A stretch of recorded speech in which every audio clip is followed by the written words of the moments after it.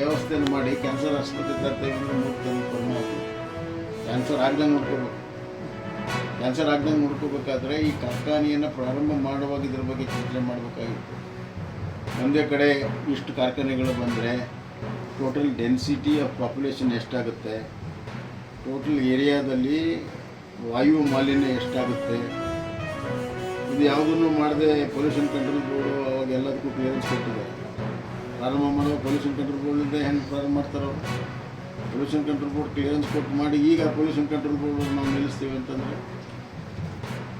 ಇದು ಪ್ರಾರಂಭ ಮಾಡುವಾಗ ಒಂದು ಪ್ಲ್ಯಾನ್ಡ್ ಆಗಿ ಎಲ್ಲ ಕಾರ್ಖಾನೆಗಳನ್ನ ಒಂದು ಕಡೆ ಕಾನ್ಸಂಟ್ರೇಟ್ ಮಾಡುವುದೇ ಅದು ಒಂದೇ ಟೈಪ್ ಪೊಲ್ಯೂಷನನ್ನು ಹೆಚ್ಚು ಮಾಡುವಂಥ ಸ್ಪಾಂಜ್ ಆಯನ್ ಪ್ಲಾಂಟ್ಗಳನ್ನು, ಕಾರ್ಬನ್ ಮೊನಾಕ್ಸೈಡನ್ನು ಹೊರಗಡೆ ಚೆಲ್ಲುವಂಥ ಪ್ಲಾಂಟ್ಗಳನ್ನು ಒಂದೇ ಕೇವಲ ಒಂದು 2,000 ಎಕರೆ ಒಳಗಡೆ ಒಂದು 50-60 ಆಯಿತು.